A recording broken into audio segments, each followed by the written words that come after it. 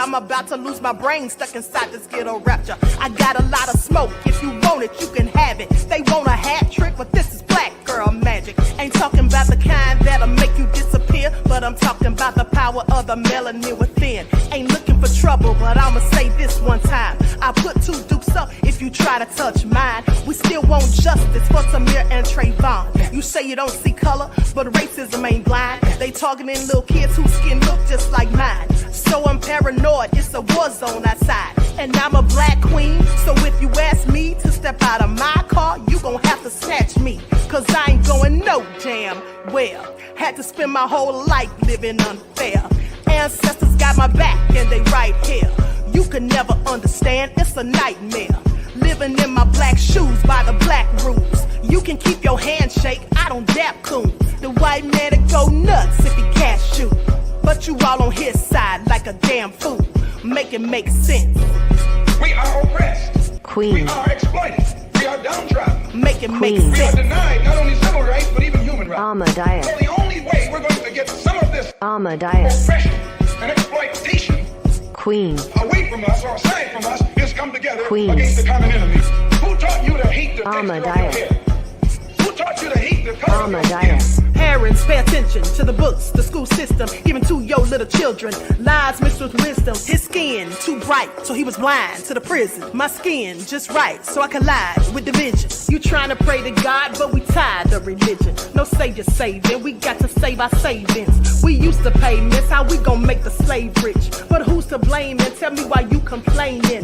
We need a team effort just to rule the nation. Like a bad relationship, missing communication. We missing moderation.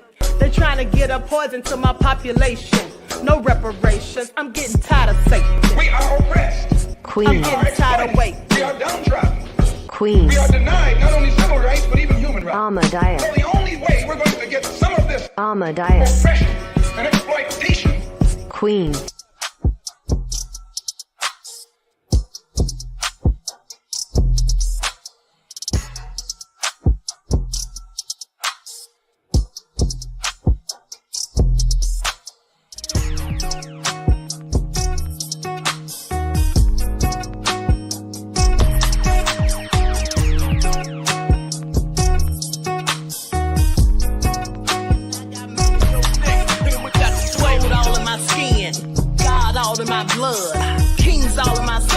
Touch one of mine and you're done. They show no love for the queen.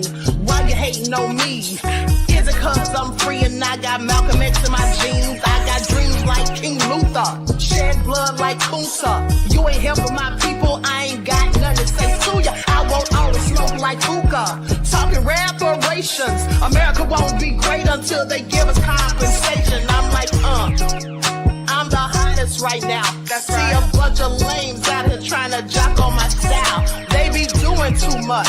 I'm the queen, it's too easy. It's like they all in Popeyes, how they be talking so greasy. I just sit back and laugh while these haters get madder. So nefarious how they don't want my pockets with cheddar. I tell them they can do better. These snakes in the grass can leave a bite on your ass, cause y'all be trusting too fast. I got my foot on the gas, other one on they necks. Dropping receipts on haters, you better show some respect. I'm never facing regrets, we only facing the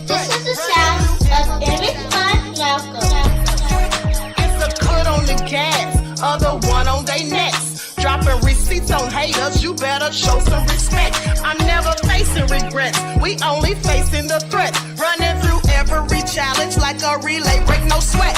It's a cold game, so I got that blanket with me.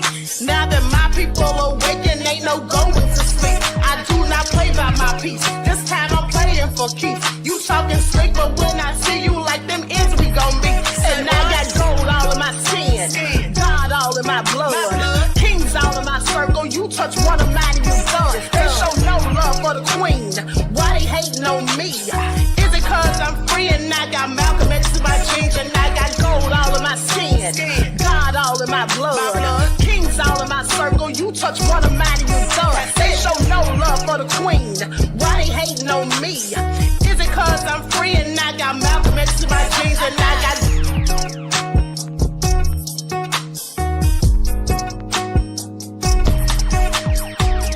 I'm not going to call P. Diddy a bitch. P. Diddy a bitch. P. Diddy a bitch. P. Diddy a bitch. P. Diddy a bitch. P. Diddy a bitch. P. Diddy a bitch. P. Diddy a bitch. P. Diddy a bitch. P. Diddy a bitch. P. Diddy a bitch. P. Diddy a bitch. Sean Combs is a bitch. Yeah. Sean Combs is a bitch. They bitches too. Sean Combs is a bitch. Yeah. Sean Combs is a bitch. You don't hit women when you're a man. You don't hit women when you're a man. P. Diddy a bitch. P. Diddy a bitch. P. Diddy a bitch. P. Diddy a bitch. P. Diddy a bitch. P. Diddy a bitch. Sean Combs is a bitch. Yeah. I'm not going to call P. Diddy a bitch or any other name like that. But I ain't gonna stop anybody else from doing it. I'm not gonna malign them. P. Diddy a bitch. P. Diddy a bitch. P. Diddy a bitch. P. Diddy a bitch. P. Diddy a bitch. P. Diddy.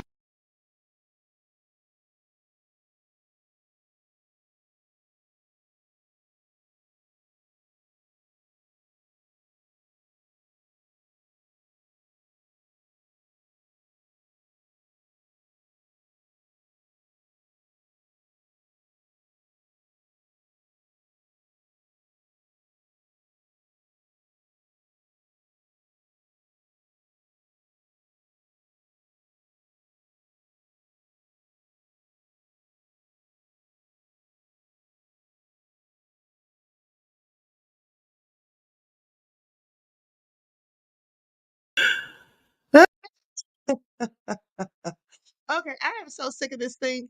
Now, thank you. The sheriff said volume again, Queen. Okay, thank you. Let me start my little spill over. Now, sometimes this thing works and sometimes it doesn't. You all saw it work yesterday. All right, so grand rising, everyone. Thanks for tuning back in once again to the original Queen Ahmadiyyah Shakur show. I'm your host, Queen Ahmadiyyah Shakur, and this is your morning wake up call. So as you're coming in, please feel free to go ahead and like and share this video. Remember, it doesn't cost you a thing. Okay. And don't forget to follow me on Instagram at Dr._A_Shakur, TikTok at Dr. A Shakur, and Twitter at DGoddess27. All right, let's get into it. And if you don't like what the Queen is cooking, you already know what to do. Okay. Hello, Ethelene, December White, Sad 10 is here, Buckhorst DC, Miss Beatrice, Kathy B in the house. All right, 504 Nola. Okay, shout out to everyone in the chat and everyone tuned into the Queen. I see you, Miguel, Leon, Sheila is here, True Snow. All right, Shelly, let's get into it. Okay, so more Diddy news.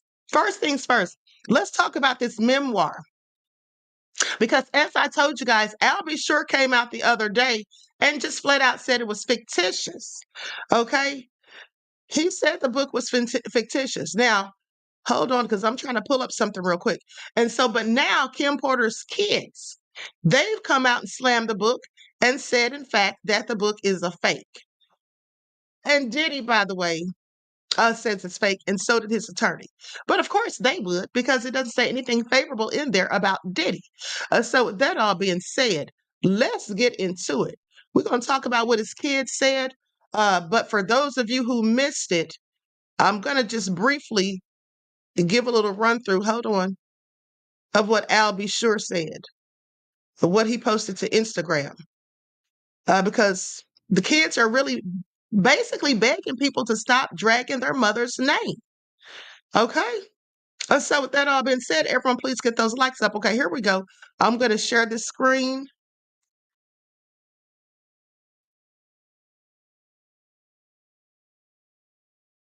Okay, here we go. Let me share the screen. Likes up, everyone please. Get the likes up. Thank you in advance.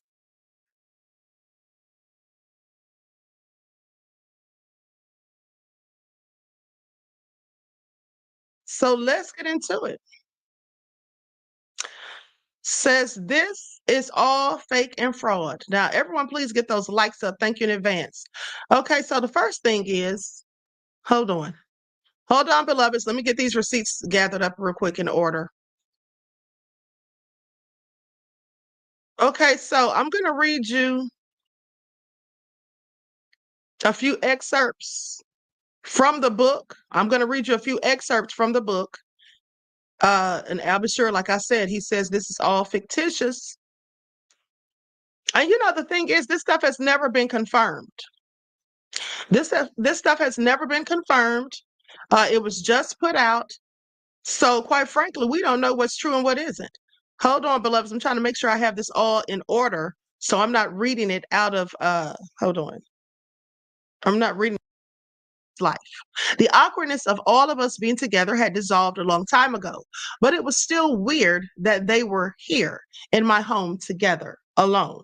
I sat down and we had drinks. It was fun. The conversation was cool until it wasn't.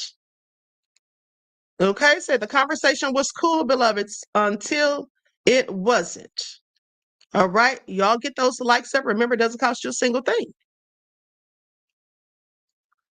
It goes on to say, hold on, let me pull this back up. Now, mind you, she's talking about Al B. Sure and Diddy.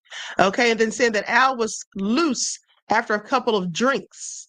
I remember him saying, it's still weird seeing you with my friend, but you're happy, so I'm happy for you guys. Sean responded saying, thanks, man. Me and you, we've shared so much. Al replied coolly, word. The conversation took an odd and awkward turn when Sean said, we all been together, Essie, actually, but not together. I was shocked for a moment as quietness lingered in the room. I asked, what do you mean by all together? Al shifted uncomfortably, but Sean didn't hesitate. You know how we sometimes invite other people into our bed. I couldn't believe it. Oh, hell no, Sean. This is my son's father. Al, say something. What Al said was mind-boggling. I don't know. He, of course, it of course can be kind of hot. I miss you in that way. Although I couldn't believe Sean would do this, the truth was I still cared about Al. And this could be very hot. I just didn't want it messing up my relationship. And if things became awkward, how would it affect Quincy? So I asked, are you both sure? I imagine both of them, and I'm not going to say that part. I knew this would be awkward, Essie, actually. There would be some bumping of private parts, but what happened next, I couldn't have imagined in my wildest dreams.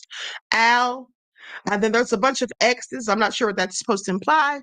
I couldn't believe it. I stood there in shock. But when Sean blank, I ran out of the room. This was too much. I couldn't. Sean called out to me, oh, come on, Kimmy. They didn't chase after me. They blank. This is all nefarious. Okay, this is all hell no. I said, what the hell? No, not light-skinned shenanigans. Now, keep in mind, like I told you guys, this hasn't been verified. Now, Al B. Sure is denying it, and I'm going to take his word for it. I'm going to take his word for it, and here's why. Because for one, would Kim really be saying stuff about Al B. Sure, who she was clearly very fond of? She didn't have any misgivings with him. So would she be saying these things about him? I don't know. I don't know. I wouldn't think so. And then it goes on to say, I mean, because it's clearly implying that her, Al, and Diddy had something going down. And just like in the other information that I gave you earlier this week, it was implying that in fact, her, Tupac, and Diddy had something going on. Now, I do believe one of Diddy's former employees said something about that with her, Tupac, and Diddy. Okay. So then it says, I couldn't get the image out of my mind. I couldn't be with Sean for a while, but that wouldn't be the last time I saw Sean in a compromising position, not by a long shot. One day I found the vault where he kept all of his encounters with men. Yes, he kept a record of it, but that's for later. I don't know. It all sounds salacious. Please pay attention. Please pay attention. So, yes, it is very interesting. Now, but here's what Al says. Hold on about all of this. Likes up, everyone, please like and share. Thank you in advance. I'm going to share my screen.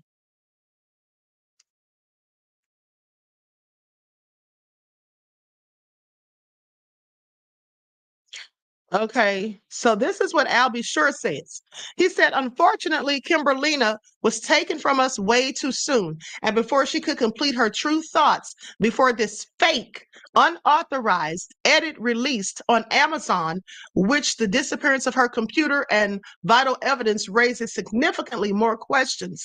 It is evident that her potential to expose the realities of her personal abuses, being drugged, the sex trafficking, the human trafficking that she was privy to, akin to the brave actions of Miss Cassie Ventura, posed a threat to those posed a threat to those profiting from such heinous activities. In a nutshell, Kimberly was allegedly taken from us because she was set on course to accomplish what Miss Cassie Ventura did, but the bonfire, by igniting the bonfire, which brings us here today with the avalanche that has brought Satan to their chambers. Okay, so like I told you guys, he said that this is not true. He's saying this is all cap. So, and like I said, we don't have any proof. Okay, we don't have any proof. But let's continue because Al had a bit more to say. On Purpose says, I think Diddy never got help for the trauma he suffered from the 20 plus people who died from his City College charity basketball game. Well, I'm sure he probably didn't get help, but was he really traumatized? It from exposing it only protect love. Diddy was jealous of Albie. Of course he was. Even one of his bodyguards did say, in fact, that he once threatened to slap his mother. I think it was Gene Dill who said that, and Gene checked him real quick, told him he better not ever eat conversations. In her selfless attempts to save my life by sharing frequent plans to do harm and possibly by ending my life. So she was warning him that nefarious things were coming his way. Whenever there was someone plotting, Diddy. Who else would be doing it? And how else would she know? So Albie Sure is saying that Kim was warning him when Diddy had plots out. And then he said he was medically silenced. Now, I want you to pay attention to that because we know that Albie protected loved ones. He said that he'd take his own mother out too. That's definitely diabolical to even say that. Yes, he's been accused of saying, hold on, guys, just to let you know for FYI, I rewound it because I accidentally passed what Al was saying. I wanted you all to hear everything that he said. Okay, let's get back. That he would do something to his own mother if it meant getting what he wanted. Okay, and I believe one of his bodyguards did say, in fact, that he once threatened to slap his mother. I think it was Gene Dill who said that, and Gene checked him real quick, told him he better not ever even say nothing like that. Okay, so here's the last excerpt. Albie Sure says, hashtag peep game. For over a decade and a half, I've been posting about and tagging random law enforcement agencies in hopes to protect loved ones, avoid deaths and tragedies that could have all been avoided. Despite this, I have been ignored, ridiculed, and medically silenced to cover up these crimes you're all now aware of by a very aggressive hashtag PR team and costly campaign to silence and physically harm me from exposing it, or from exposing. It only aimed to prevent me from further sharing publicly the details and insights at Lady KP shared with me during our frequent and intimate conversations in her selfless attempts to save my life by sharing frequent plans to do harm and possibly by ending my life. So she was warning him that nefarious things were coming his way. Whenever there was someone plotting, Diddy. Who else would be doing it? And how else would she know? So Albie Sure is saying that Kim was warning him when Diddy had plots out. And then he said he was medically silenced. Now, I want you to pay attention to that because we know that Albie Sure was very, very ill and almost lost his life. He had to have a liver transplant and all of that. And do you think that's a coincidence that this man got so sick suddenly out of the blue? Of course not. Clearly, somebody nefarious is behind it. And I would say that it's likely Diddy. Now, that's just my opinion. Okay, that is just my opinion. All right. So on purpose said, what was his behavior like before the City College tragedy? Well, according to reports, beloved, before the City College tragedy, Diddy was still abusive and hateful. Do you not remember? Maybe you missed it because it was on the other channel, beloved. I did a full-on story on the other channel where Rolling Stone did an exclusive interview with over 50 people who knew Diddy before he got famous and some even shortly after. Now, these are people who went to college with Diddy. They said in college he was abusive. He was assaulting people. They said that he beat one of his girlfriends in college with a belt in front of everybody. Now, I'm just telling you, beloved, I need you to pay attention.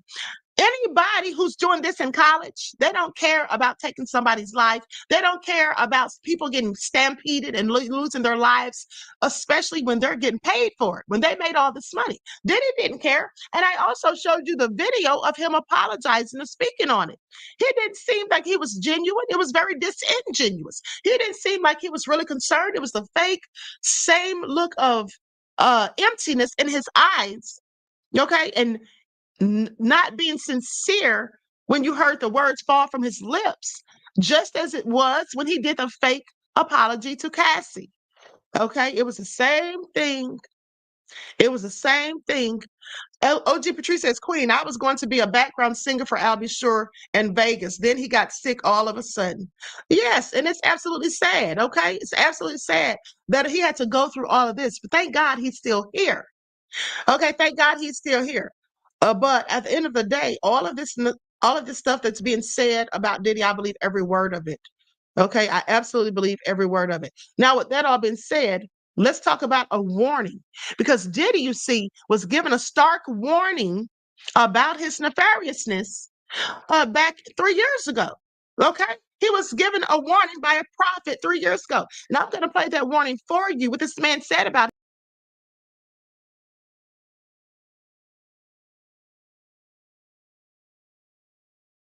Okay, now with that all being said, I want you all to pay attention because here's the thing. Albie Sure said that it was a work of fiction. He said it's a complete work of fiction, and it was bullish. Okay, that's what he said. Now, I read another excerpt to you of what Albie Sure said on yesterday. Okay, he flat out called it fake.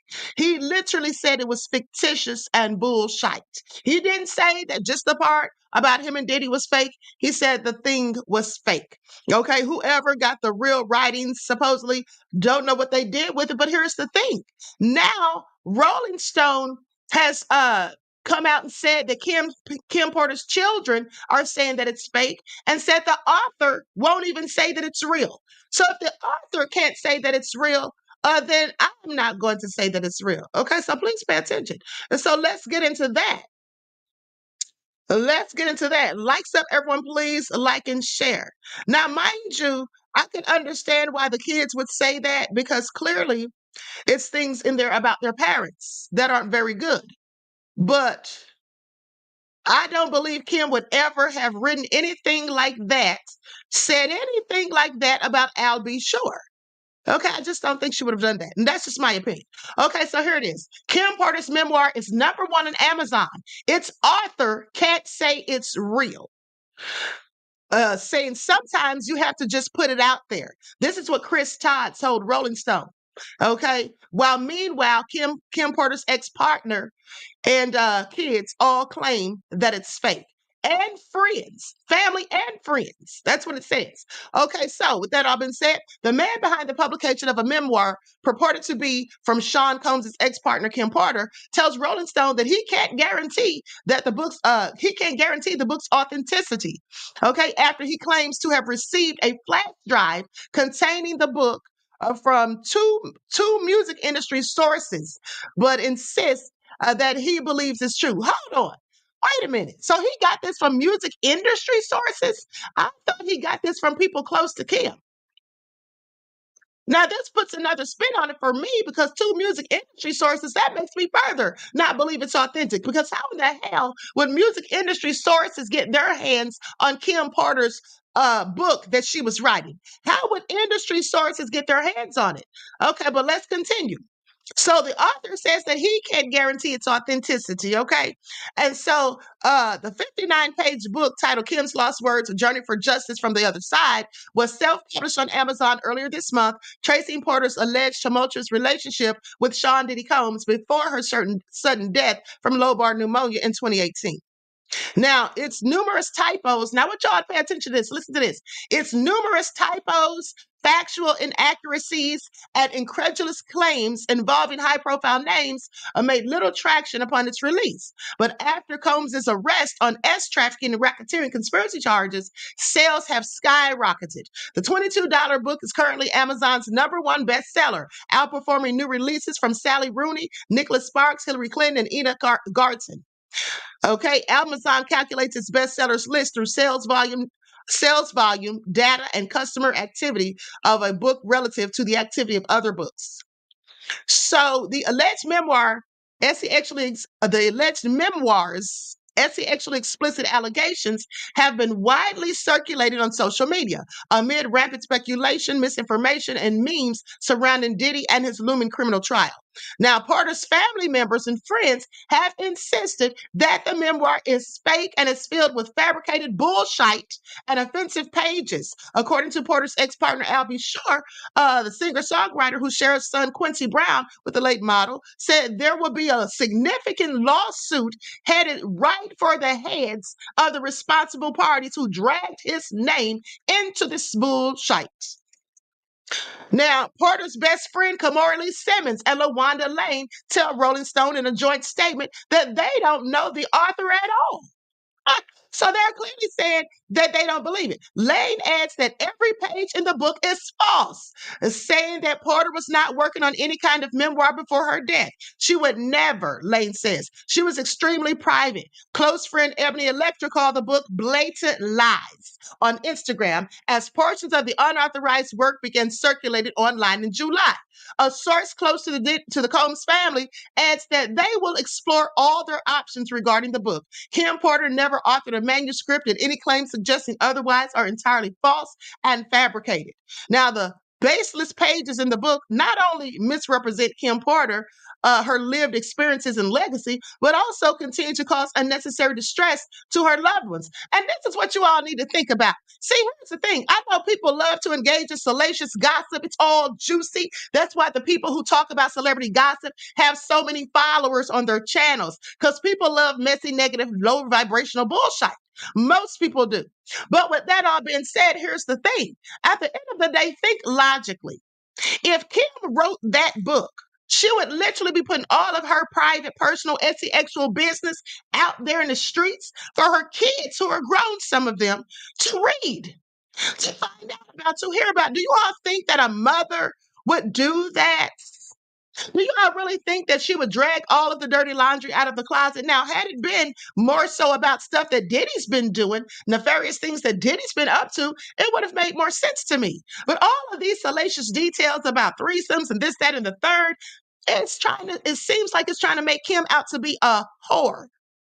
And it seems as though it's just really like basically a smear campaign. That's what it seems like to me, under the guise of Kim's lost words. Okay, and as I told you all on the backup channel when I talked about this the other day, that the author, in my opinion, should have consorted or gotten a hold to the people named in the book and spoken with them before putting something like this out there to see if they wanted to confirm or deny any of the things that were being said. See, this is why he's likely going to get sued by Al B. Sure. And I'd be suing too. I'm telling you right now, if somebody put out some bullshit about me like that, I would absolutely be suing, okay? You better check your facts and gather your damn receipts before you say it. That's what I would be feeling like, okay? Deronda said, not at all, Queen, okay? This is all messy. Leon said, no way. Exactly. What mother would put out? I mean, you all saw how Kim carried herself. Okay. You know, one of my good friends went to high school with Kim and knows her very well.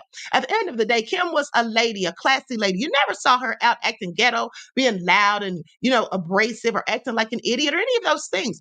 She always carried herself with style, grace, class, and dignity. Why would she put out something saying those things about herself, telling all of her personal private business? Okay, I'm sorry, I don't believe it. I never believed it after I first started reading it. I was like, no, I'm not reading this online. Now, those excerpts I read, I only read those because that's what Al B. Sure posted on his Instagram because he wanted people to read that part and see how the lies were told on him. Okay, and then he gave his response. He said it's all bullshit. Okay, so now with that all being said, and I want you all to pay attention because, like I told you all, fake Nancy Drew be over there lying so hard. Now she done sat up there and said on the whole live that Al B. Sure confirmed that it was true. Does this sound like he's confirming that it's true? And the reason she's trying to make it true is because she sat up there and read the whole book on live or read chapters from it on live. And she doesn't want to admit that it was fake. That's all that is. And this is what she often does. But anyway, let me continue. So goes on to say that a source close to the Combs family adds that they will explore all their options regarding the book. Kim Porter never authored it.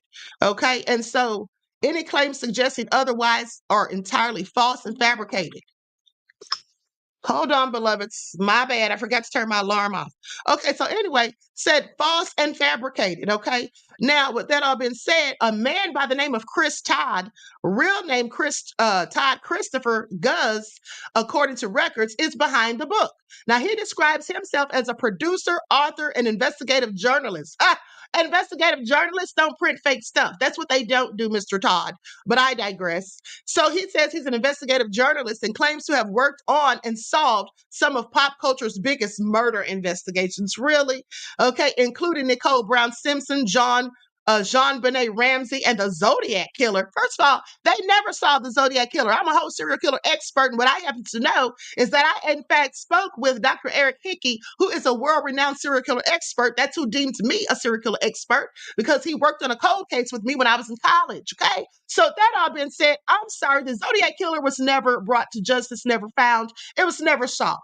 He said he solved the Zodiac Killer. Now I know he's nothing but a liar who lies. He also claims to have evidence that Kurt Cobain's suicide was actually a murder. Oh, really? Okay, well, please go tell Courtney Love that because she's still wondering. Okay, this is all crazy. Now, Todd published a memoir under the pseudonym Jamal T. Millwood, a reference to a conspiracy theory that Tupac Shakur's 1996 murder was faked.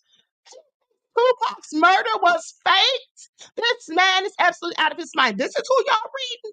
This is what y'all doing. Please pay attention. Said that he believes Tupac's murder was faked and he's living under that alias. According to Todd, the alleged memoir wound up in his hands shortly after Cassandra Cassie Ventura filed her detailed sex trafficking and sexual abuse lawsuit against Diddy last November. Two people allegedly close to Diddy and Porter contacted Todd about the memoir, he says. They said they had her flash drive. I didn't ask too many questions about how they got it or where it came from. So if they were close to Kim and Diddy, why wouldn't they go to Diddy and say something to him about it? Why would they just go to this man? Okay. If they're close to Kim and Diddy, that don't even make sense. Now, Todd says he believes the memoir is real. He believes it's real. Doesn't know. And when pressed on who the sources are and how he could guarantee they had legitimate writings from Porter, Todd declines to give specifics on how he fact-checked or verified the material. When asked if he contacted reps for the celebrities named in the book, which is what I would absolutely have done, so to do so is just reckless. Okay, it's irresponsible. And that's why he's going to get sued. Now, Todd says their team He says he tried to, but their teams ignored him and told him to kick rocks. That's all bull crap, okay? That is all bull crap. Why would they say kick rocks when somebody's calling to tell you, listen, there's some stuff in this book that I'm about to publish that's not very good about you. What are your thoughts on it? Kick rocks is what they'd say? No. Okay, so anyway, he says, if somebody put my feet to the fire and they said life or death, is the book real? This is what the supposed author is saying. I have to say, I don't know, but it's real enough to me. Sometimes you just have to put it out there. Maybe not 100% of the book is true, but maybe 80% is. That is to get those people to come forward and either corroborate or deny the claims. And that helps me as an investigator to know the truth. Honey, if you're an investigator and you were doing your due diligence and being astute, you would have found out whether it was real before you published it, fool. Okay, so let me continue. I absolutely cannot. Now, although Todd insists that he works as a voice for the voiceless and that he represents the voice of Kim Porter, he grows frustrated when questioned on the book's legitimacy. You know what I think happened? I'm just going to tell y'all this right now. I don't think that anyone close to Kim or Diddy gave him those writings. I think he wrote it himself. I think this is some person who was clout chasing, wanted to make a quick buck, knew about the rumors about the tell all book, and sat down and went by some things that he's heard in the media, some stories that have been reported on, and the people that he knew that were involved in said stories, and put all this bullish together, put it in a book, and now is lying, saying that people gave it to him. Why won't he name the people that gave it to him? I mean, if they gave it to him and said it's okay for him to publish it, what is he hiding? Y'all need to pay attention. It's time to put on our critical thinking hats, folks. Okay, but let me continue. And of course, the people who love gossip, they're not going to want to believe that it's a fraud. They're going to want to believe every foolish word and lie that's in there, because that's what low vibrational people who keep up mess, that's what they do. Now, goes on to say, although Todd insists that he works as a voice for the voiceless and represents the voice of Kim Porter, he gets frustrated when questioned about the book's legitimacy. And then, wanting the conversation turned back to his work as an investigator and the other cases that he claimed that he has cracked. This man sounds crazy. I'm sorry. This man literally sounds crazy, saying that he solved the murder of JonBenet Ramsey. That case is still cold. He said Tupac's not even dead. And then he said also that he knew what happened to Kurt Cobain proved it's murder. Okay, I'm sorry. This man's really a crackpot. Now, he says, if I'm so hot and my story and projects are #1 on Amazon, where is everybody? Where is my agent? Where is CAA, the people I called for 12 years? I'm trying to explain to you, this is not about Kim Porter. It's about Chris Todd. This is what he's saying. Todd declined to say how many copies of the book he sold so far. Despite being a bestseller, the memoir currently has a 2.8-star rating. That's not good. The book is garbage, is what someone posted. I don't know who put this out, but this is unreal, and I can't believe I bought this trash. I have asked and received a refund. Ooh, I knew this is all crazy. This is all crazy, okay? Leon said, voice for the voiceless. That's what he said, honey. That's what he said. Okay, so now with that all being said, moving right along, like, sub, everyone, please like and share. Let's have a word from my sponsor before I go to the next topic. Honey, it's about to get real up in here. Pay attention. Do not buy 12 Tribes on Earth hair growth oil and hair magic elixir unless you want super healthy, gorgeous hair that grows. They have a whole line of amazing hair growth products, including hair growth leave-in conditioner spray, hair growth shampoo, hair growth spray, and hair growth butter. I'm starting to sense a theme here. They include quality natural ingredients. They smell amazing, and you can see the results for yourself. So if you're looking for healthy hair growth for your natural or relaxed hair, try 12 Tribes on Earth today.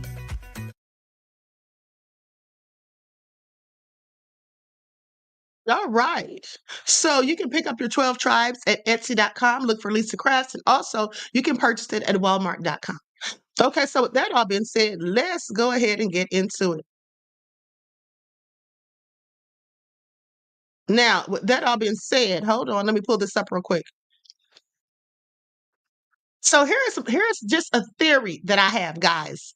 Remember how when we saw the new victim, we watched the press conference yesterday, and the new victim was sitting there with Gloria Allred, and I told you guys, I said Gloria Allred knew what she's doing. And I said, she's not answering any questions. Okay. Everything they were asking her, basically, she was saying, I can't speak on that, or no, I'm not going to answer that, or whatever. She didn't have that press conference to give us information. I told you all that on yesterday. I told you all she was very calculated because she put that young lady up there. She put that woman up there so that woman could cry and we could all see, the hurt and pain that she endured. So it would tug at our heartstrings. I told you all that yesterday. Now, the reason I knew that is because I know Gloria Allred so well. You see, for decades, she's a feminist. She's a feminist attorney, whether you all know that or not. And so that's why she's always defending these women that claim to have been Me Too'd, and have S abuse allegations and all of that. Now, here's the thing. You see, Gloria Allred is very famous for doing specific things, not just, defending these women, but also being in the media for these stories and these cases that she takes. Let's get into it because I've seen her MO plenty of times. And I'm about to let y'all know exactly what she's got coming for Diddy. But check this out. She's for you. When our middle class is strong, America is strong. Zaxby's Chicken Finger Tacos. Get 9 now in the $20. You're not going to silence me again. Oh, yes, you are. Oh, yes, you are. Well, really? Donna!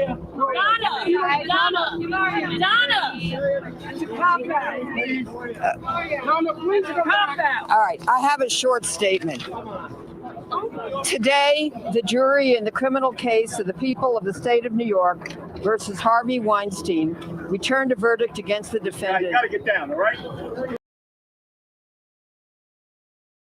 Okay.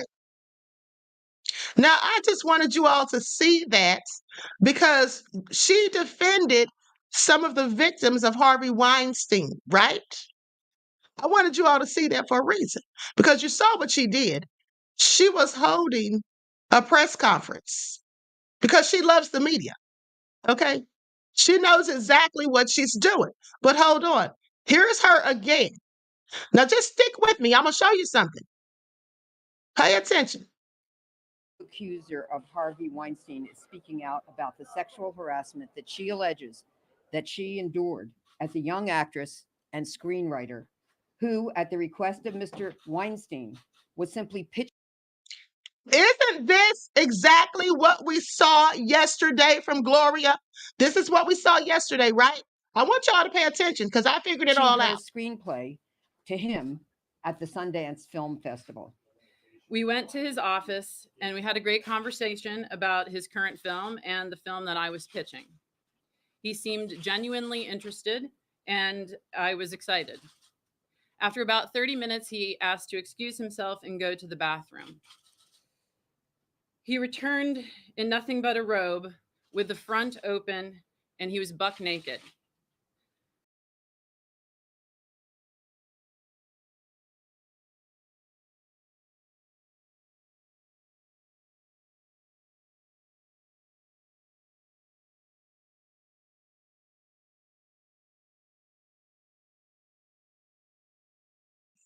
I forgot to unmute myself. Okay, so now you all saw what she was doing. That's the same thing she did yesterday. And I want you all to pay attention.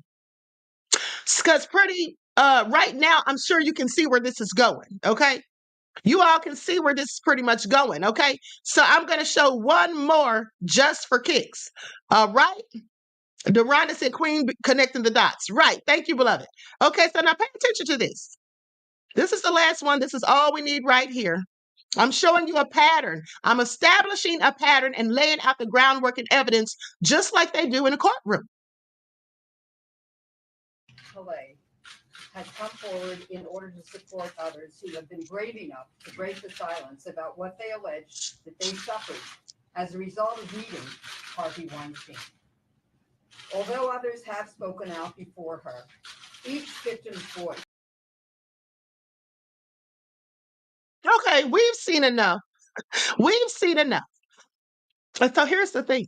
Gloria Allred is famous and known for defending women who have been assaulted by famous men in the industry, whether it's music or Hollywood. She's also famous for something else, and that is class action lawsuits. Diddy is about to be hit with a class action lawsuit. Gloria Allred, like I told you all yesterday, she's very calculated. And I told you all when she did that press conference, when she held that, she wanted us to see the victim.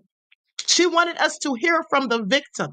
She knew that victim was going to break down and it's going to pull at our heartstrings because likely when the victim came and sat down and talked to her and she had to revisit the trauma that she endured by telling Gloria what happened and why she wants to sue, she likely broke down and cried then too. The other people on all those other instances when Gloria Allred was having press conferences and bringing forth the victims, I mean, she's brought forth multiple victims at once in some cases. But the reason she does that is because that's how she recruits other victims. That's how she recruits other victims. And let's not forget that Damian Williams, the U.S. attorney, said that he put out a number for anyone else who's been a victim of Diddy's to come forward. So there's going to be likely a class action lawsuit, but hold on. And there's definitely more victims coming. And I told you all that last year. And I've been telling you all that, but hold on. Now, here's something else that I found interesting. Likes up, everyone, please like and share. Thank you in advance. We're going to get into that lawsuit in just a second. Hold on. Now, I just happen to be doing some research, and here's what I found.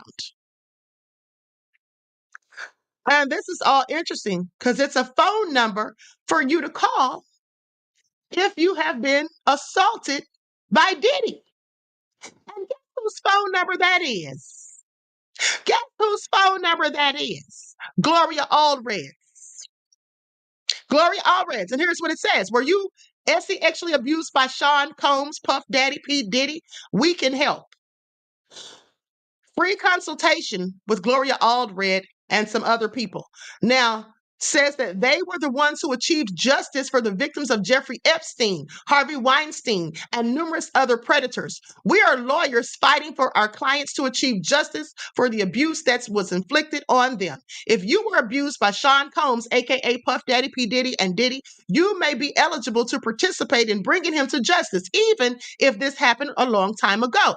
You don't need to be a U.S. citizen or resident to participate. The process is confidential and costs nothing.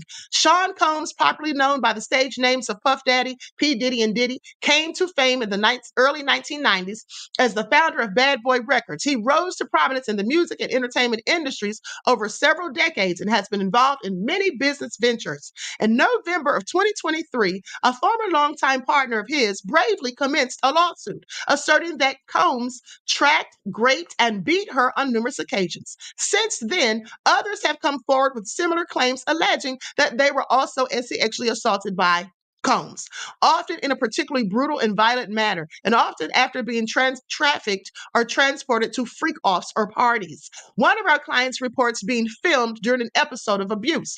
Combs is being criminally investigated and may be prosecuted for his behavior. We put the survivors first. Call or email now to find out if you have a claim. Class action lawsuit. That's what's coming, Diddy. So brace for impacts. We already represent multiple survivors and will do our best to advocate vigorously and tirelessly on the behalf of our clients. All right, I just want y'all to pay attention. I just want y'all to pay attention. Okay? Isn't it all nefarious? Hold on, beloveds. I'm changing up something real quick.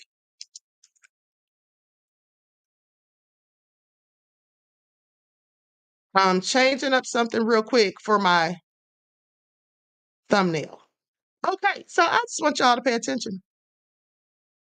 So you all see that Diddy is about to be hit with a class action lawsuit because that's what Gloria Allred does. That's how she gets down. It is always her MO to bring her clients before the press. Every time she does that, all she's doing Some would say she's clout chasing, but no, that's not what she's doing. Anytime she's ever done that, she's trying to recruit more victims. She's trying to get more people to come forward, and it always works. It always works. And so when it works and more people come forward, then she gets her class action lawsuit. It starts with one person. And then through her own due diligence, she recruits more people and then she files those class action lawsuits and she wins. And so that's what's about to happen to Diddy. I just need y'all to pay attention because that's exactly what's going down. Okay. Now, with that all being said, let's get into the lawsuit. Okay. It's 26 pages. I got up and found it this morning just for you all's enjoyment and listening pleasure. So let's get into it. I'm about to change my thumbnail real quick and then we'll continue. Likes up, everyone, please. Like and share. Thank you in advance.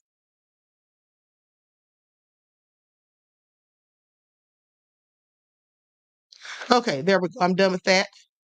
Now, let me pull up this lawsuit so we can find out the nefarious details because I'm pretty sure they're nefarious. All right? I'm pretty sure. Now, here's who's listed in the lawsuit. United States District Court, Southern District of New York, Thalia Graves, plaintiff, versus Sean Combs, Joseph Sherman, that's the bodyguard, also known as Big Joe, Daddy's House Recordings, Inc., CE Opco LLC, doing business as Combs Global, FKA Combs Enterprise LLC, Bad Boy Entertainment Holdings, Bad Boy Productions, Bad Boy Books Holdings, Bad Boy Records LLC, Bad Boy Entertainment LLC, Bad Boy Productions LLC, and organizational does 1 through 10. Okay, so with that all being said, let's get into it. Likes up, everyone, please. Like and share. I'm going to put this on the screen.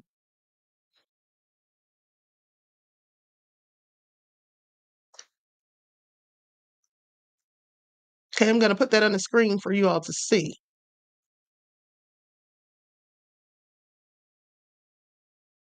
Okay, so in or around the summer of 2001, plaintiff's life was suddenly knocked off course when defendants Sean Combs and Joseph Sherman viciously raped her at the Bad Boy Records studio in New York City. Plaintiff was 25 at the time and dating one of Combs' employees, a relationship that Combs exploited to lure plaintiff into meeting him and Sherman alone. Once they successfully sequestered plaintiff, Combs and Sherman gave plaintiff a drink, likely laced with a drug that eventually caused her to lose consciousness. She awoke to find herself bound and restrained. Combs and Sherman proceeded to brutally sexually abuse and violate plaintiff. Combs mercilessly raped her from the back door and the front door. Okay, Sherman forcefully slammed plaintiff onto a table, slapped her, and repeatedly thrust his cucumber into her mouth. Both men were undeterred by plaintiff's cries for help throughout the attack. This sounds absolutely egregious. Low down, dirty devil. Plaintiff never recovered from defendant's violent rape. She had suicidal thoughts and ideation and has received extensive psychological treatment because of defendant's attack. For decades, she remained silent and did not report the crime out of fear that defendants would use their power to ruin her life, as they had repeatedly explicitly threatened to do. And to this day, plaintiff suffers from severe depression, anxiety, and panic attacks and still lives in fear of defendants. So any progress plaintiff had made in healing from the attack over the years was dramatically reversed on or around November 27th of 2023, when she learned for the first time that Combs and Sherman had video recorded the horrific rape 22 years before and had shown the video to multiple men seeking to publicly degrade and humiliate both plaintiff and her boyfriend. Same thing he did to Andrea English. Plaintiff could not believe that defendants would record themselves committing such a gruesome crime and then proceed proudly and wildly to disseminate the recording of it. She was distraught and sunk into a depression. She again considered ending her life. This action seeks redress for defendants' brutalizing, misogynistic, and violent attacks on plaintiff, started in 2001 with their grape and continuing in subsequent years as they compounded her humiliation by showing the video of the sexual assault to others. Plaintiff Thalia Graves is a female who resides in Harris County, Texas. Now, defendant Sean Combs is a male who, on information and belief, resides in Los Angeles County, California, though at the time of the filing was incarcerated in the Metropolitan Detention Center in Brooklyn. On information and belief, at all relevant times, Combs owned and or controlled Bad Boy Entertainment Holdings, Inc., Bad Boy Productions Holdings, Inc. Okay, I'm going to skip past all of these businesses that he owns. Now, defendant Joseph Sherman, aka Big Joe, is a male who, on information and belief, resides in Westchester County, New York. On information and belief, Sherman was employed by Combs and or the Combs corporations during the relevant period. Now, the facts of Combs' ownership and titles and Sherman's titles at the Combs Corporation enabled Sherman to commit the unlawful sexual violence against plaintiff described herein and or to harass and subsequently intimidate her into silence after the grape. Defendant's Daddy's House Recordings, Inc. Is a domestic business corporation that is incorporated in New York and, on information and belief, now has its principal place of business at 9255 Sunset Boulevard, second floor, West Hollywood, California, 90069. Now, Combs is listed as the CEO in public filings with a listed address of 1710 Broadway, New York, 10019. At the time of the events alleged herein, Daddy's House was a world-class recording studio owned by Combs, located at 321 West 44th Street, Suite 201, New York, 10036. On information and belief at all relevant times, Bad Boy Combs together owned and operated Daddy's House. On information and belief, the Bad Boy recording studio was located. Okay, I'm going to skip past some of this.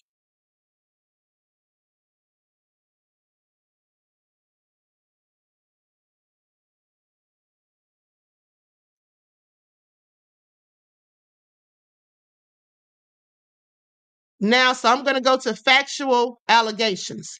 Plaintiff's family immigrated to New York when plaintiff was a teenager in connection with her mother's work. Her family ultimately settled in Rego Park, Queens, where she completed her education and where she was living when she met Combs. Defendant Combs, also known by his stage names Puff Daddy, Puffy, P. Diddy, Brother Love or Love, is a prominent rapper, record executive, and businessman. He rose to fame in the 1990s with his record label Bad Boy and continued to be a notable figure in the music and entertainment industry in the following years. Combs has continued to amass wealth and power through his business ventures in the music, fashion, fragrance, beverage, marketing, film, television, and media industries. The Bad Boy enterprise is the foundation of Combs' wealth and power. Bad Boy has sold over 500 million records through its lucrative distribution deals with the top music companies in the world, and has signed acclaimed hip-hop and R&B artists, including the Notorious B.I.G., Mary J. Blige, and Usher. Combs later founded some more companies. Combs Enterprises, some more of these companies in Combs Enterprises, later rebranded as Combs Global to serve as a home for his portfolio of businesses, including his investments in the music, fashion, fragrance, beverage, marketing, film, television, and media industries. On information and belief, Combs Global houses Bad Boy and other notable businesses such as Combs' fashion, his fashion line Sean John, his vodka line Ciroc, and his cable media company Revolt Media. As detailed below, hold on. Combs has a long history of violence and of abusing and raping women, and there have been several civil lawsuits filed against Combs in the past year alleging sexual violence and abuse. On September the 16th, 2024, Combs was arrested and charged with racketeering and sex trafficking. He was denied bail. Defendant Sherman, also known as Big Joe, was employed with Combs as his bodyguard and head of security during the relevant time period described herein, and served in various roles in the Combs corporations. Now, Sherman is also the founder of Rhymes and Dimes Magazine, Inc., a New York State registered corporation, and through or in connection with the company, with that company, produces and distributes pornography. On information and belief, he has often distributed videos of his and or his friends' sexual assaults through the pornography company. This is all crazy. Now, plaintiff met defendant Combs in or around late 1999 or early 2000 through her then boyfriend, who was an executive at Bad Boy. In addition to working together, plaintiff's boyfriend and Combs had a close personal relationship. Plaintiff frequently visited her boyfriend at the Bad Boy studio in New York and attended events hosted at Combs' residence. Over time, plaintiff became familiar with Combs and he knew about her relationship with her boyfriend. Now, in or around the summer of 2001, plaintiff received a call from Combs concerning her boyfriend's employment at Bad Boy. He told her he wanted to meet with her in person to discuss her boyfriend's supposed performance issues. Now, her boyfriend was determined to climb up the ladder at Combs' record label, and as his romantic partner, plaintiff was committed to helping him. Plaintiff agreed to meet with Combs. In retrospect, it was evidently a sick and twisted way of using his ownership and the title at Bad Boy and its affiliate entities to abuse plaintiff and also show her his power and ability to humiliate her and her boyfriend, his executive. A few hours later, Combs arrived at plaintiff's mother's residence in Queens with Sherman, who was employed by Combs as his bodyguard at the time. Sherman was driving an SUV and Combs was in the back seat. After plaintiff entered the vehicle, Combs offered her a glass of wine, which she accepted. Combs began discussing his alleged concerns about her boyfriend's performance at work. Meanwhile, as plaintiff drank what he had handed to her, she started to feel lightheaded, dizzy, and physically weak. In retrospect, it is clear that Combs had caused a drug to be put into plaintiff's drink, as a few sips of wine had never impacted her this way. Combs and Sherman drove plaintiff to the Bad Boy studio in Manhattan. When they arrived and plaintiff tried to get out of the car, she realized that she was feeling odd and found it difficult to walk. She assumed this was her fault and did her best to act normal and followed Combs as he led her eventually to a couch in a private room in the Bad Boy studio. She later came to understand this was Combs' personal lounge and office at the Bad Boy studio. Combs sat on the couch next to plaintiff and continued speaking to her. Plaintiff began feeling even more woozy and sedated. She then lost consciousness. When plaintiff regained consciousness, she was naked and her hands were tied behind her back, with what felt like a plastic grocery bag. Plaintiff shouted for help. In response, Sherman lifted her up from the couch and forcefully slammed her face down on what was apparently a pool table. Shortly thereafter, Combs entered the room naked. This is all sick. Combs reached for a container of lubricant that smelled like menthol.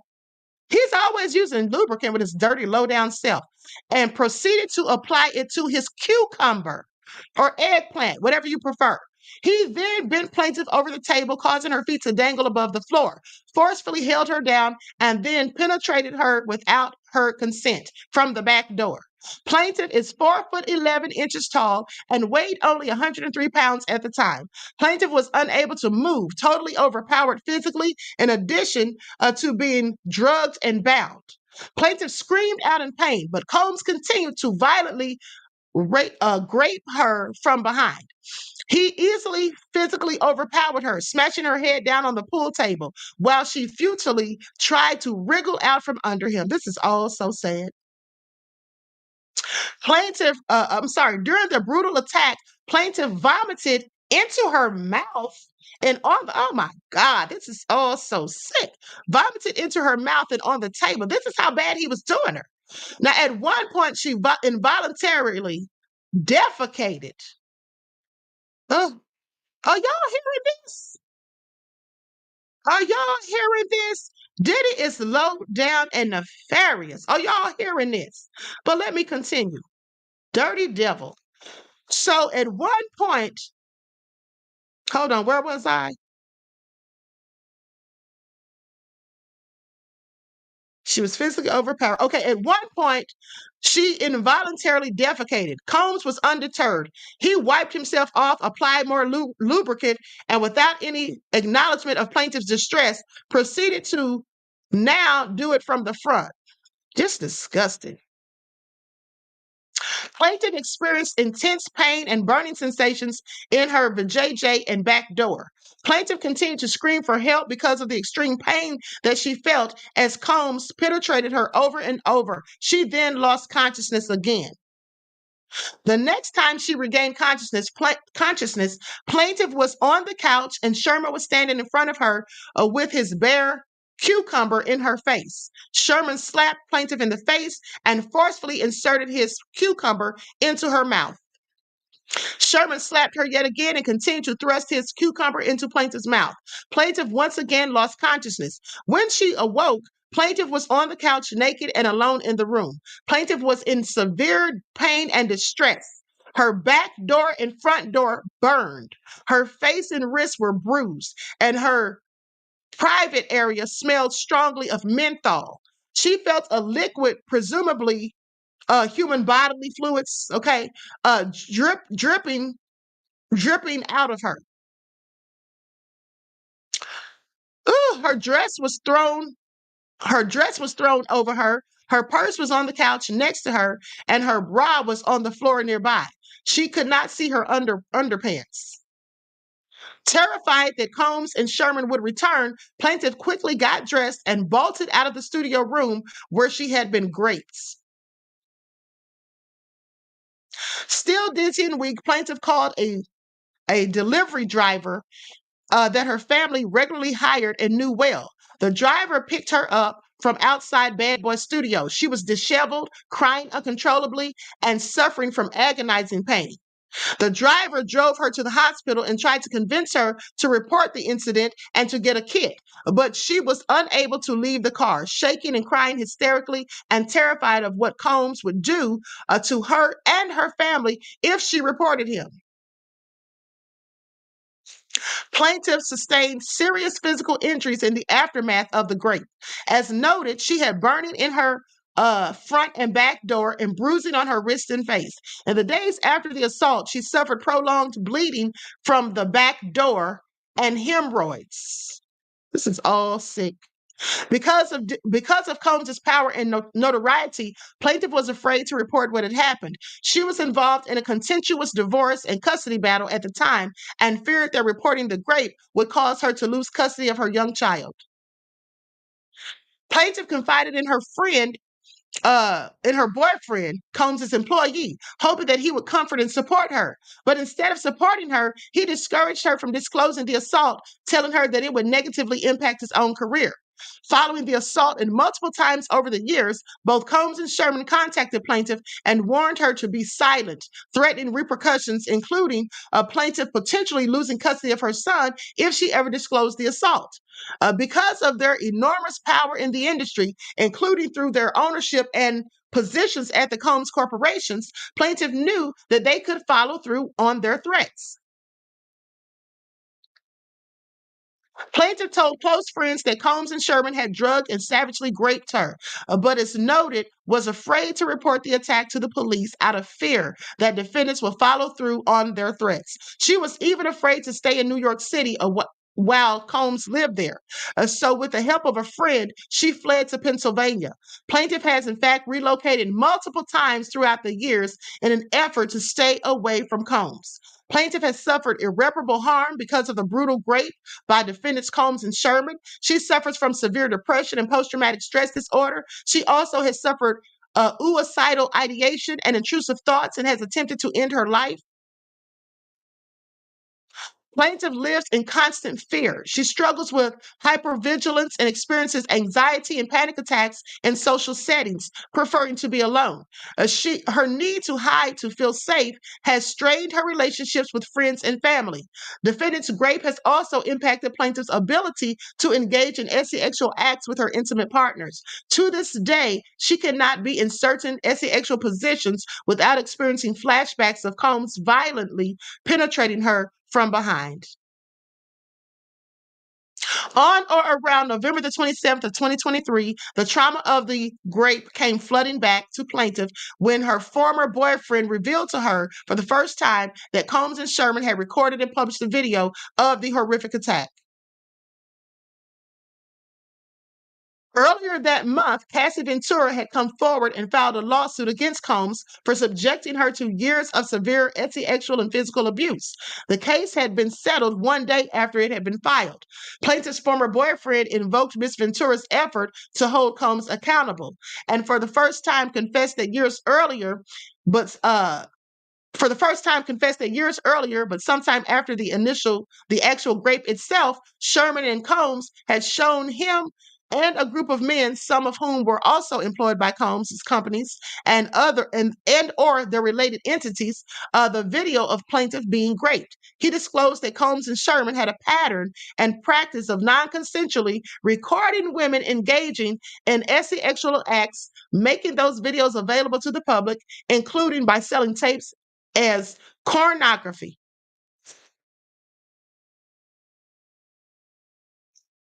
A Bad Boy artist later corroborated in a text message that Sherman used to sell corn of him doing this chick. Okay, doing this to chicks, and that Sherman did that to a lot of women. Wow. Plaintiff's former boyfriend reported that he and the other men watched the recording of plaintiff's rape on a handheld camera while at the Bad Boy studio in New York City. Combs, Sherman, and some of the other men made derogatory comments about the former boyfriend's relationship with plaintiff in an attempt to shame him into cutting ties with plaintiff and to cause her further emotional harm and embarrassment. On information and belief, defendants continued to show the video of the rape to others over the years through to the present, and or sold the video as pornography. Plaintiff was shocked and horrified that Combs and Sherman had recorded and publicized the video of them raping her. After over 2 decades spent trying to heal and distance herself from the experience, plaintiff was devastated by the news. She felt as if her life had been turned upside down again, and like the rape had been happening again and again, even as she was trying to forget it. She experienced acute psychological distress, plunging into a deep depression and having suicidal ideations. She felt intense fear, anger, and anxiety. Plaintiff lives with the distress of knowing that the video of her brutal rape is in circulation and that everyone, including her family, friends, and peers, could view it at any time. In a panic, she reached out to Sherman after learning about the tape, hoping to protect herself from any further humiliation by convincing him to destroy the tape or provide it to her, but he didn't respond. Combs has a long history of violence and abuse. This long-standing behavior has been enabled by his ownership of and titles at the Combs corporations and other affiliated entities, and the immense wealth and power that he has amassed through such business dealings. Among a list of allegations, in 1996, he was found guilty of criminal mischief for threatening a photographer from the New York Post with a gun. Now, in 1999, he was arrested and charged with second-degree assault and criminal mischief in connection with the beating of a record executive, and arrested the same year in relation to a shooting at a club in New York. That female victim has consistently stated that Combs shot her in the face at point-blank range.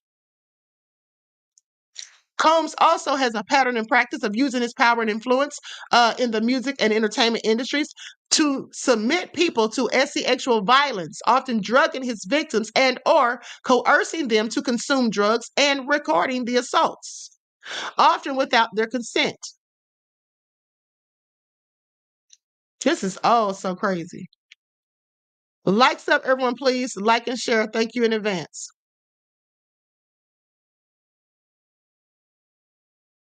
Hold on, beloveds.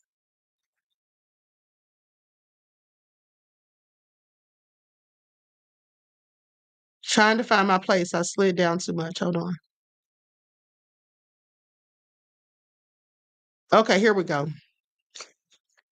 Often without the victim's knowledge, just as he did with plaintiff. Now, in the past year, a number of these people have come forward to accuse Combs of sexual assault, violent rapes, and or sex trafficking. Okay, so now she just goes through the list of lawsuits filed by Cassie, Joy Dickerson Neal, Joy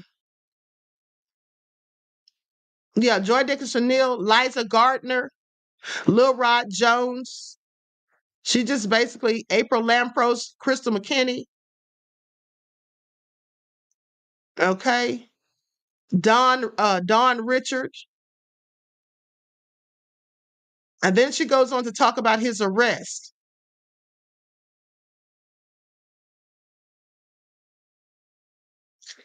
Holmes's long history of violence against women makes his long history of violence against women makes unmistakably clear that his actions, including his attack of plaintiff, have been motivated by gender. Specifically, he has a profound contempt for women and an ongoing practice of denigrating them and trying to humiliate them. Now, I believe this to be true. I absolutely believe this to be true because I've told you all before a myriad of times. I have told you all a myriad of times that men who are on the down low tend to be abusive to women. They tend to put hands on women because really, first of all, they don't really like women like that. And they just use women to cover up the fact that they're really gay. And so they're already mad and resentful because they can't live their truth. They can't live in their truth. And so they take it out on the women in their lives. Okay, Sophie B says, Queen, thank you in advance. And I appreciate the hard way that you do for us. Thank you, beloved. I appreciate you. So this is all nefarious. And so goes on to say that Combs' treatment of plaintiff accords with his pattern and practice of drugging, raping, and secretly recording the women he is abusing. Plaintiff hereby incorporates each of the foregoing paragraphs as if fully set forth herein by viciously and violently forcing sexual contact, oral sex, the backdoor sex, and sexual intercourse on plaintiff defendants Combs and Sherman committed a crime of violence motivated by gender under the Victims of Gender Motivated Violence Protection Act. The requirement that the crime of violence be committed because of gender or on the basis of gender and due, at least in part, to an animus based on the victim's gender is satisfied because defendants Combs and Sherman violently forced plaintiff to engage in, how do I want to say this? Basically, they did things to her for JJ. Okay. And so that's how they're saying it's gender motivated because she's a female. Now, an oral and the back door without her consent. Now, gender animus inheres when consent is absent. Okay. When consent is absent. Now, moreover, Combs' long history of violence against women evinces a deep contempt for women, as does Sherman's alleged pattern of committing his own sexual assaults, recording them and selling them as pornography. This is all so crazy. Now, defendants Combs and Sherman's grapes of plaintiff presented a serious risk of physical injury to her and, in fact, caused her significant physical injuries, including burning and pain in the front and back door and bleeding and bruising to her face and wrist. Likes up, everyone, please. Like and share. Thank you in advance. Now, the Combs corporations enabled Combs and or Sherman to commit the crime of violence motivated by gender because Combs and Sherman raped plaintiff at the Bad Boy Studio, where on information and belief they routinely committed sexual acts and gender-motivated violence as detailed in other civil lawsuits. Given Combs and Sherman's long-standing pattern and practice of committing sexual violence against women, including the same location where they raped plaintiff, the Combs corporations had and or should have had knowledge of Combs and Sherman using the premises for this unlawful conduct and did nothing to stop it. The Combs corporations enabled Combs and or Sherman to commit the crime of violence motivated by gender by failing to, among other things, protect plaintiff from a known danger and or have have sufficient policies and procedures in place to prevent sexual assault and or train their employees on identifying and preventing sexual assault. Okay, given Combs and Sherman's longstanding pattern and practice of committing sexual violence against women, including on premises owned and or operated by defendants, the Combs corporations had and or should have had knowledge that Combs and Sherman were a danger to plaintiff and did nothing to stop Combs and Sherman. Okay, so basically it's just going on from here on. It's just basically talking about the corporations because they're being sued too. Now, plaintiff hereby incorporates each of the foregoing paragraphs as if fully set forth herein. By recording and showing others the video of themselves violently raping plaintiff, defendants disclose an intimate range of plaintiff without her consent in violation of New York City Administrative Code Statute 10-180. Defendants are covered recipients because they recorded and or caused the video to be recorded themselves. On information and belief, defendants have continued to disseminate the video, including by selling it as pornography through present. Such intimate images depicted plaintiff unclothed and with intimate body parts exposed and engaging in sexual conduct with another person in violation of the statute 10-180.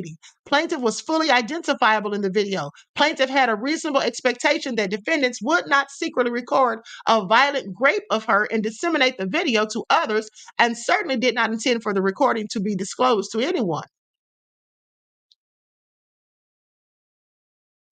Defendants intentionally disclosed and disseminated the video to plaintiff's then boyfriend and others without plaintiff's consent, with the intent to publicly humiliate plaintiff and ruin her relationship with her then boyfriend, causing her economic, physical, and or substantial harm.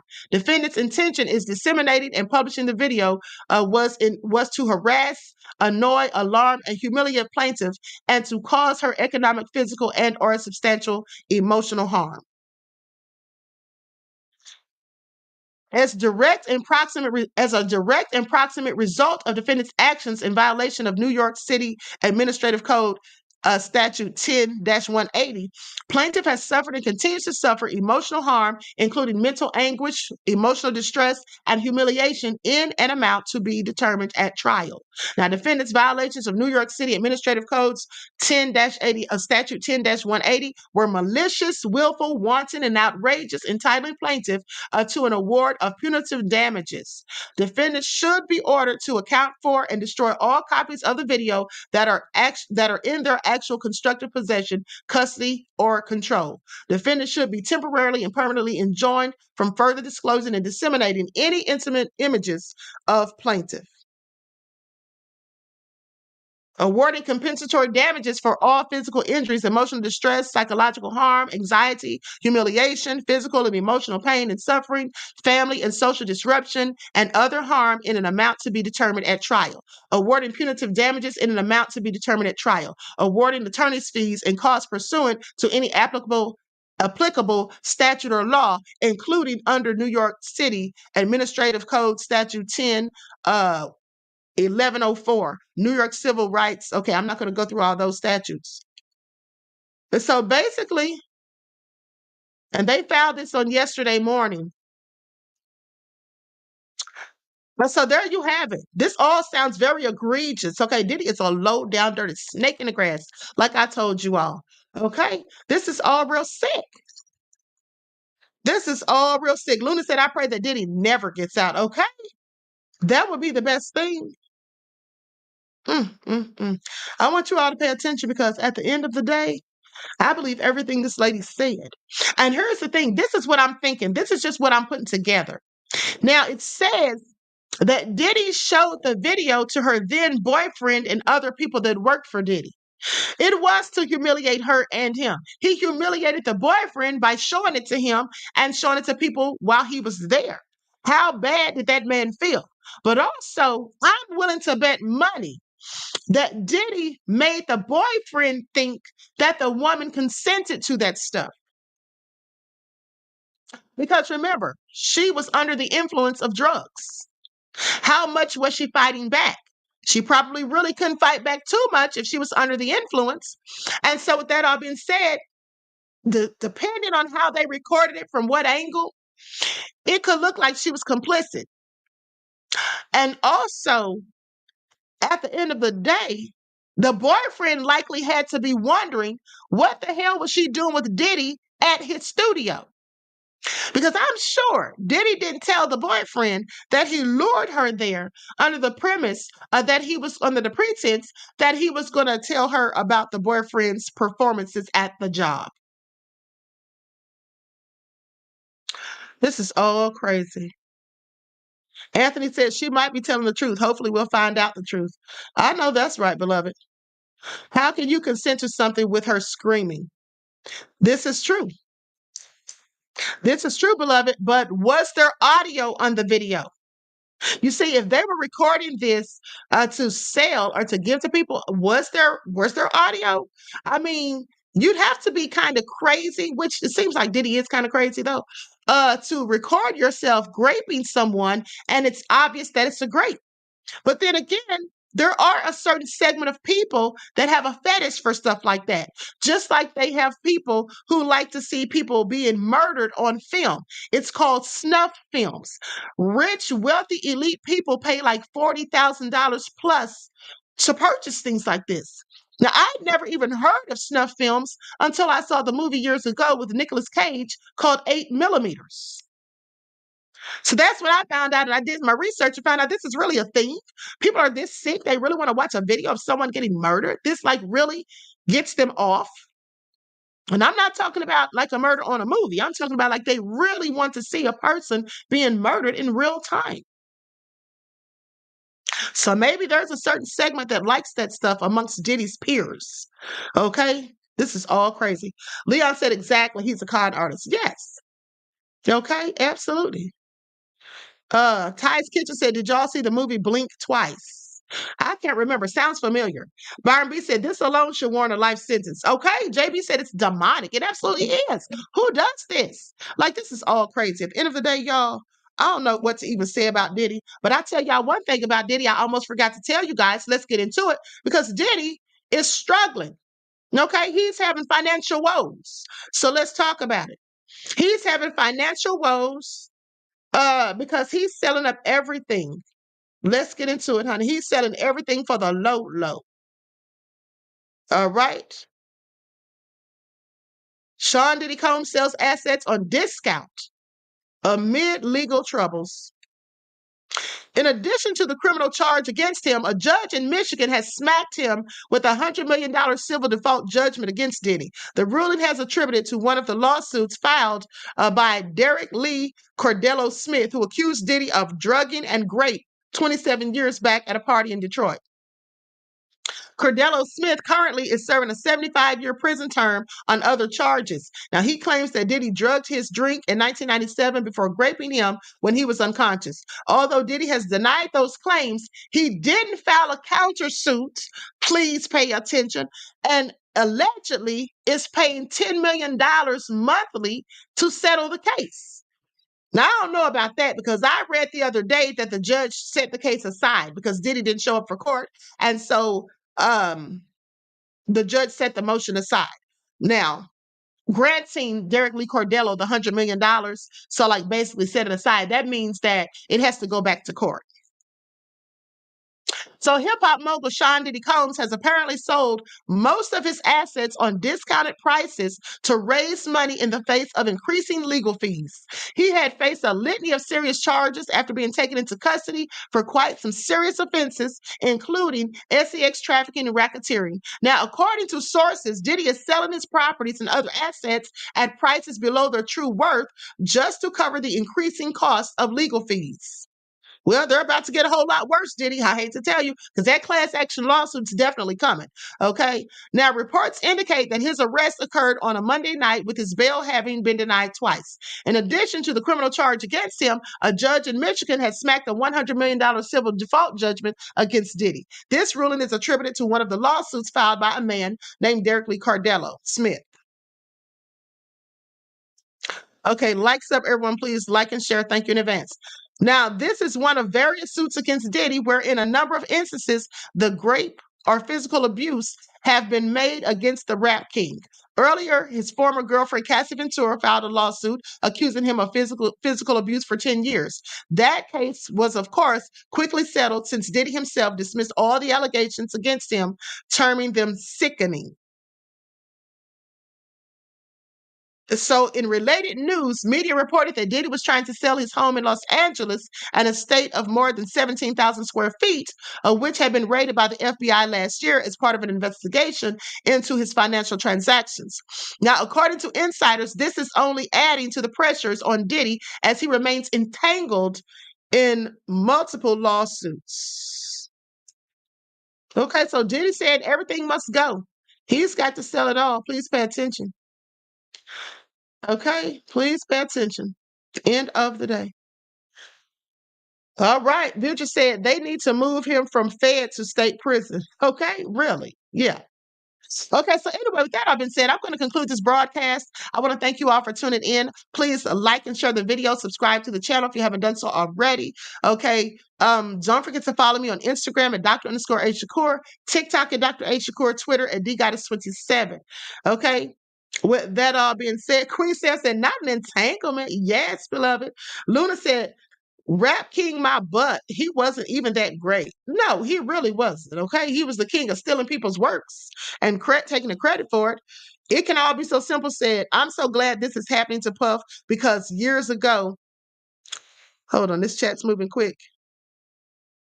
Because I'm so glad this is happening to Puff because years ago, I knew Diddy was a piece of crap since his reality TV show. Absolutely. Okay, I knew it too. The way he did Lori Ann Gibson, the way he was treating the people on Making the Band, and when he made them walk across that bridge to get him a slice of cheesecake.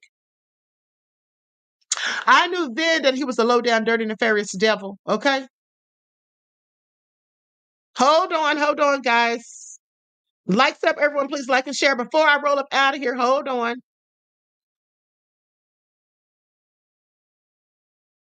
Hold on. I'm checking something real quick. Desmond just sent me something.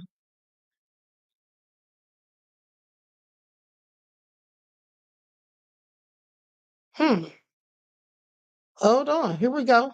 Thank you, Des. Let's get into it.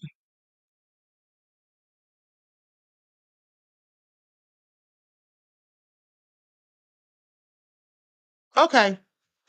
We got to pull this up. We got to pull this up. Now, listen to this. Hold on. This is being reported by Media Takeout.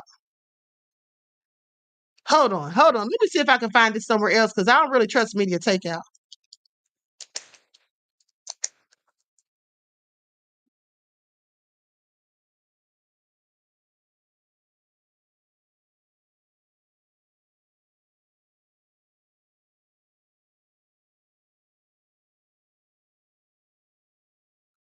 I don't see anybody else reporting this other than Media Takeout.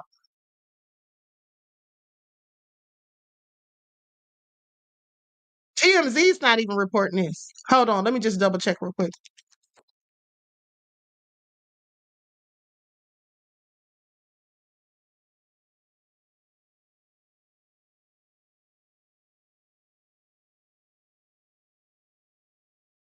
Yeah, I don't see anybody else reporting this. I don't trust Media Takeout. But we'll read it and see what they're talking about. Feds offer Diddy a plea deal, snitch on celebs, and serve just 1 year. And so the Sean Diddy Combs saga may be coming to an end quickly. Media Takeout spoke with a rock-solid source inside Diddy's camp who tells us that federal prosecutors have offered Diddy a new sweetheart deal. Now, Donald Trump and Sean Puffy Combs, during the grand opening of Sean Combs, hold on, what is this? Oh, so this is a picture of him and Trump. Okay. Hold on. Yeah, I don't believe this. First of all, they don't even have any details. This sounds like something they made up because that's all it says. It says feds offer Diddy plea deal, snitch on celebs, and serve just 1 year. And there's no more details. They said they got it from an insider.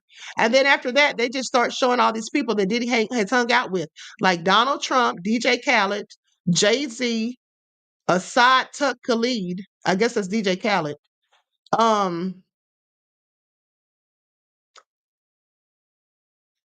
Diddy will have to forfeit tens of millions of dollars to many victims. It's not clear whether Diddy plans to take this deal or not. Okay, I'm sorry, there's more context. It's not clear whether Diddy plans to take this deal or not, the family friend told Media Takeout. So said there were a lot of people at Diddy's parties, and if he tells on them, his life would certainly be in danger. So will Diddy snitch or not? Only time will tell. I don't know. Like I said, I don't trust Media Takeout. They are not a reliable source as far as I'm concerned. I would think that this would have been all over the news. So I'm going to tell you all right now, take that with a grain of salt. Okay, take that with a grain of salt. All right, because a legal expert already told us, and I reported yesterday, a legal expert already said that there's no deal for Diddy because Diddy doesn't want to do any jail time, for one. So I don't know. Okay, so the writer said everybody chasing clout for Sugar Smacks. Right, okay? Hold on. Let me read a few more of these comments. Aqua said, if I was Diddy, I'd be taking it all. Joynetic said, I think not. Not now, not celebrities when it could be politicians. Right. So Luna said Trump would never do that. Freddie P said the cheesecake was for Beyonce. Oh, really? Ty's Kitten said, don't believe the hype. Exactly. Okay. Anthony said that would be a sweetheart deal. Yeah, it would. Okay. Byron B said, now we see why she's the queen of receipts. Thank you, beloved. Okay. Yeah, I just don't believe that. If I get any more verification then to confirm it, then I believe it. But Media Takeout, they're not a reliable source. Okay, they're not a reliable source because I don't think that the feds would give him that kind of deal. But I could be wrong. Who knows? Khalid Harleen says they don't give deals in the feds and you have to do almost all of your time. Right. Mr. Elevation says, Queen, through the years, we have witnessed the evolution of a psychopath. Yes, clearly we have. Okay? Clearly we have. Belinda said, Diddy wants Trump to give him a pardon. He just might. Okay, Frankly says, this was on YouTube last week on a questionable channel. If he takes a plea deal, he's saying he's guilty and he has no option to appeal if found guilty in trial.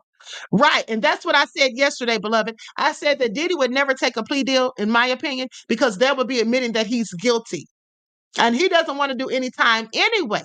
So a deal would entail him being offered a specific amount of time. And I said he doesn't want to do any time. He's hoping that he'll be found innocent of these charges. So I don't believe they offered him a deal, especially not for a year. And to tell on other celebrities, telling them about what? The other celebrities didn't do the things that Diddy did, supposedly. They couldn't have done worse than Diddy, what he did. Diddy would be the one that I would think they would want to take down. So, nah, I don't really believe that. Sorry, not sorry. So, like I said, take that with a grain of salt. Okay, so with that all being said, everyone please like and share, subscribe to the channel if you haven't done so already. Be sure to turn your notifications on because I'll be live again today. Okay, so I hope you all enjoy the rest of this beautiful day. Each one teach one. That's how we grow and thrive. Do something productive, constructive, but never destructive. And always remember, beloveds, to keep the Most High first in your lives. Peace.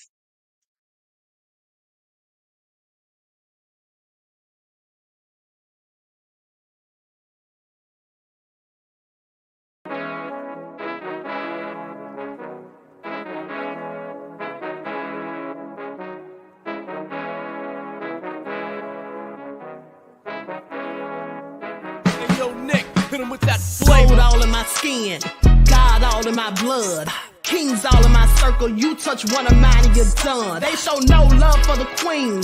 Why you hating on me? Is it cause I'm free and I got Malcolm X in my jeans? I got dreams like King Luther, shed blood like Kunsa. You ain't helping my people, I ain't got nothing to say to ya. I want all the smoke like hookah. Talking reparations, America won't be great until they give us compensation. I'm like, I'm the hottest right now. See a bunch of lames out here trying to jock on my style. They be doing too much. I'm the queen, it's too easy. It's like they all at Popeyes, how they be talking so greasy. I just sit back and laugh. while these haters get madder. So nefarious how they don't want my pockets with cheddar. I tell them they can do better.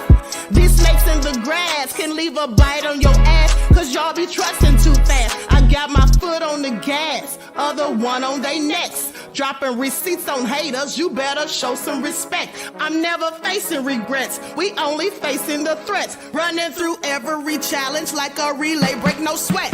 It's a cold game, so I got that blanket with me. Now that my people awaken, ain't no going to sleep. I do not play by my piece, this time I'm playing for keeps. You talking slick, but when I see you like them ends, we gon' meet. And I got gold all in my skin, God all in my blood, kings all in my circle. You touch one of mine and you done. They show no love for the queen, why they hating on me? Is it cause I'm free and I got Malcolm X in my jeans and I got gold all in my skin, God all in my blood, kings all in my circle. You touch one of mine and you done. They show no love for the queen, why they hating on me? Is it cause I'm free and I got Malcolm X in my jeans and I got